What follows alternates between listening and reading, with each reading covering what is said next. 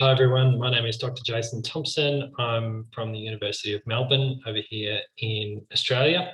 And today I'm going to be taking you through a presentation called Simulating Elimination for Real Life. So that's going to detail some of the work that we did in Victoria in getting from a period where we had about 700 cases a day down to zero and holding that pretty much for the last 9 months or so, with a few hiccups. So just let me share my screen.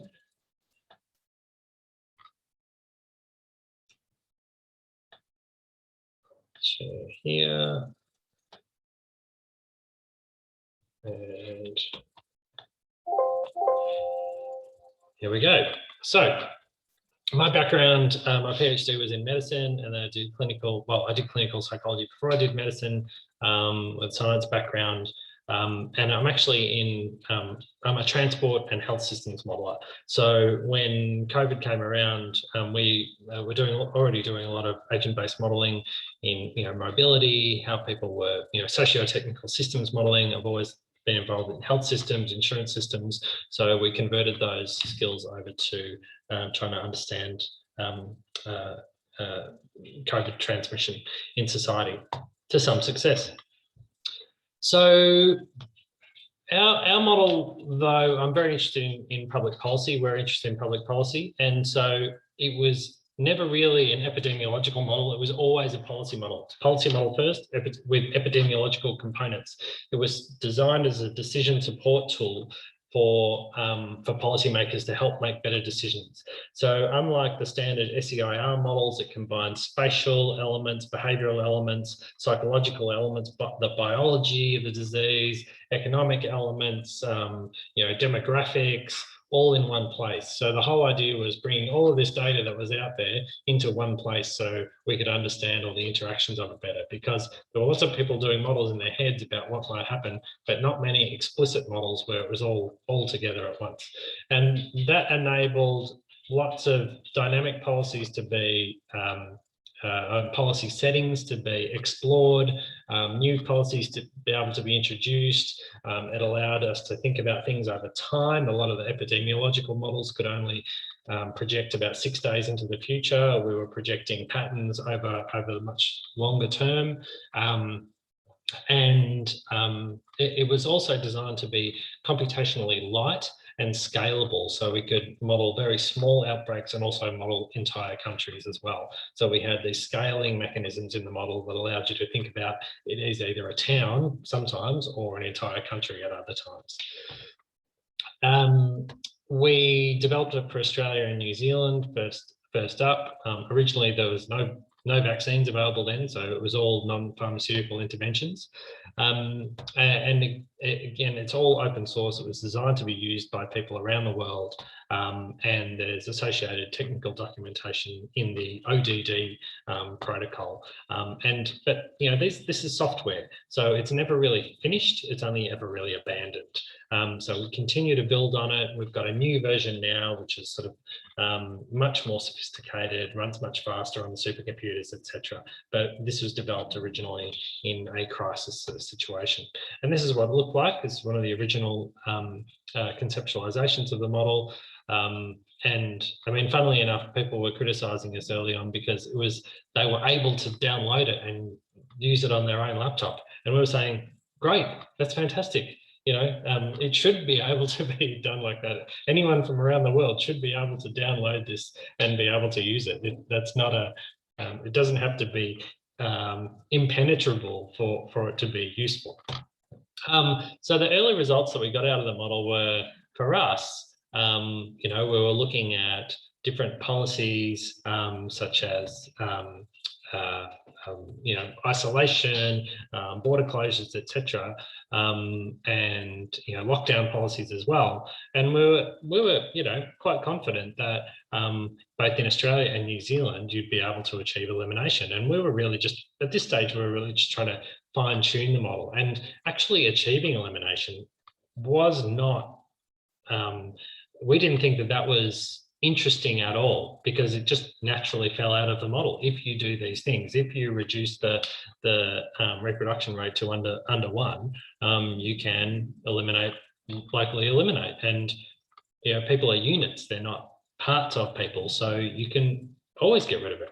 As long as you then control borders, you can get rid of it locally.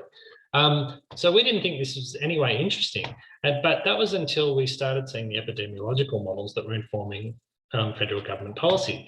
And of course, those epidemiological models are built on SEIR models, and because they insert the reproduction number ahead of time, they only ever change the shape of the curve, and never give the option of elimination, because it's just impossible in those models, because none of them ever went under 1. It just flattened the curve. So because they dial in the reproduction number ahead of time, it meant that elimination was never a policy option for government. So the mathematics of the model prevent the sorts of policies that can be thought about by government, which is an extremely limiting feature of these kinds of models. But we argue, and it is the case, that the reproduction number, or the effective reproduction number, is the result of the interaction of the society. It's not a predetermined thing, it's the result of it. So agent-based models allow you to do things that the standard models do not do. And also politically, I mean, Australia's an island nation of 25 million people. We're not a transport hub. We are obsessed with border control. We always have been, despite being a migrant nation. Got a good health system, social health system. We're a net exporter of tourism dollars. I mean, so from a policy perspective, elimination was definitely possible. And it was actually a very, very popular policy. Some loud business groups and people who aren't interested in it, but politically it's been very, very popular. The state premiers that have achieved elimination for a long time have been extremely popular. And the idea was, okay, we achieve elimination, we control our borders, we control movement, and then we wait for the vaccine, we get vaccinated, and we move on with the rest of our lives. We've had some problems with the vaccine in Australia, which you may or may not have heard about, but look, that was the plan at the time.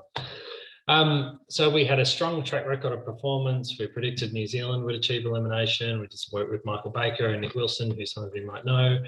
We also predicted that Australia would go into a second wave. Unfortunately, that was in my hometown of Victoria. And so at that point, we still didn't have an express elimination policy in Australia. We were still going to live with the virus, but we eventually got to a point, and we had a big debate about this, about whether we were going for elimination or not. And eventually they settled on, we were going for a zero community transmission under aggressive suppression. And that was our strategy. So, a bit of a mouthful. And what did it mean? Well, it essentially meant that we were going for no community transmission in Australia, which meant that we were going for local elimination.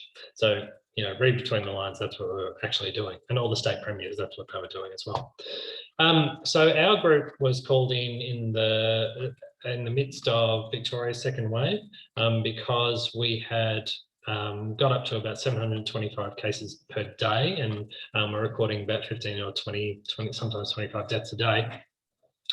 And the question at that point was, how do we get out of it? So how do we get out of stage 4 restrictions? And how do we get out of it safely without just bouncing straight back into it? That was what our group was asked to look at. So we took we worked with the department specifically to incorporate a set of policy triggers that were associated with timing and conditions of steps down from stage 4, very harsh stage 4 restrictions, down to kind of COVID normal, as we were calling it. And we were looking at the risk of rebounding straight back into a, stage 3 or stage 4 restrictions before Christmas. And we looked at the risk of entering into this yo-yo pattern, or this oscillation pattern that you often see. And so our message was, get the cases as low as possible, and that enables you to keep them low. If you only ever really get them to a sort of a medium amount, and you open up again, you just enter into this oscillation pattern that we've seen around the world. We're sort of saying, you can't do that. You have to get them as super low. And that might mean investing in an extra week or two of lockdown just so you get them really low. And it gives you the opportunity to either achieve elimination or keep things super low, 1 or 2 cases a day if you can. So these were the risk profiles that we created for government. As you sort of see, kind of red is bad in here. On the left-hand side, if you get down to 5 cases a day, the opportunity to either achieve elimination or keep things low for the next 6 months was quite high. And we had Christmas as a target date. Over on the right-hand side, if we sort of open up again at 25 cases a day, the risk was much higher. And again, there's a bit of waxing and waning here because the trigger for going back into restrictions was about an average of 30 cases a day. So, it depends on where your triggers are as well. A lot of people were very sort of critical of our models, sort of saying elimination wasn't possible, we're wasting our time. But we actually hit the targets exactly when our model, the day before, I think that our model said that we would. So, and so just because it hadn't happened around the world before didn't mean that it couldn't happen. It was possible theoretically, it was possible in practice. And we're very pleased that our modelling was able to support the government in pursuing this agenda. And I didn't write this headline, but I did write the article underneath it where we described the clash, I suppose, between the old science and the new science, which was using computational social science.